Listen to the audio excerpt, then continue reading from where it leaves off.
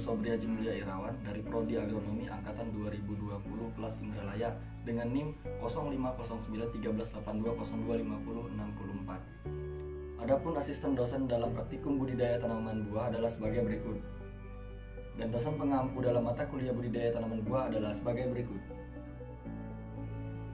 Jadi di dalam video ini saya akan membuat makanan atau cemilan dari buah yang mana tujuannya adalah untuk menyelesaikan tugas praktikum olahan buah. Adapun olahan buah yang akan saya buat adalah asinan keripik pepaya. Seperti apa prosesnya? Check this out. Sebelum kita berlanjut ke prosesnya, tentunya teman-teman harus menyiapkan alat dan bahan yang diperlukan dalam proses pembuatan asinan keripik pepaya. Berikut merupakan alat dan bahan yang perlu teman-teman siapkan untuk proses pembuatan asinan keripik pepaya, seperti alat yang dibutuhkan dan bahan yang dibutuhkan.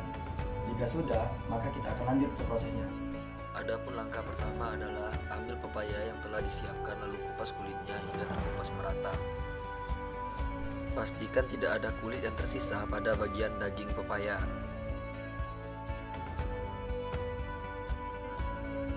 Setelah kulit pepaya dikupas, selanjutnya adalah proses pembelahan. Pembelahan dilakukan agar mempermudah proses pemotongan nantinya.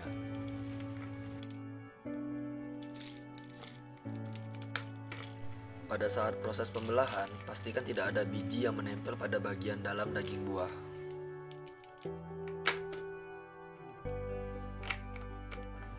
Setelah dirasa bersih, selanjutnya adalah proses perendaman selama kurang lebih 1 jam. Perendaman bertujuan untuk menghilangkan sisa getah yang menempel pada bagian daging buah. Selama kurang lebih 1 jam, tiriskan daging buah dan masukkan ke dalam nampan.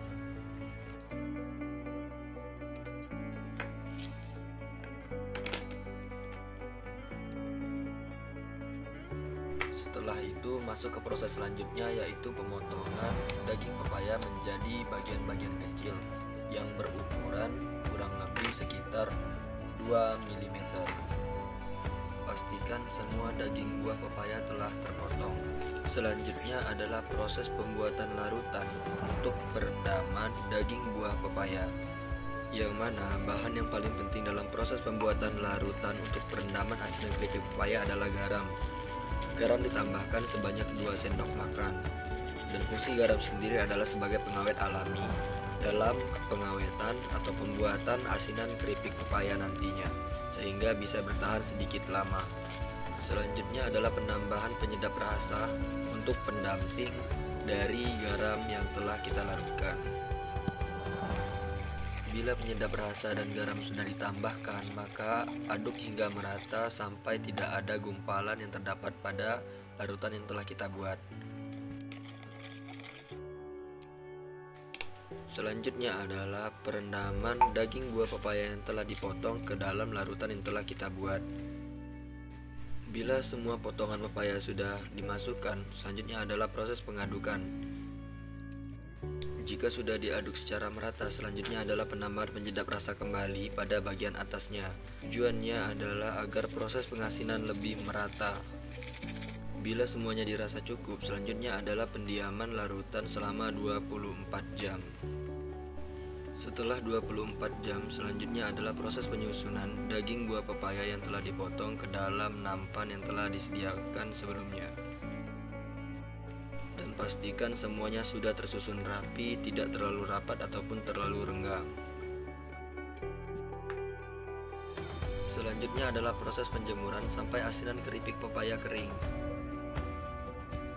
Setelah kering, asinan keripik pepaya bisa langsung dikonsumsi tanpa harus melalui proses penggorengan. Namun bila teman-teman ingin berkreasi dengan asinan keripik pepaya, bisa teman-teman melakukan dengan menggorengnya terlebih dahulu sebelum dikonsumsi. Proses penggorengan asinan keripik pepaya tidak membutuhkan waktu yang lama, hanya membutuhkan waktu beberapa menit atau beberapa detik saja.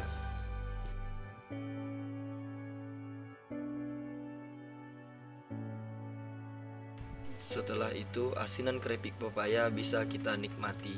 Selamat mencoba. Lezat dan bergizi.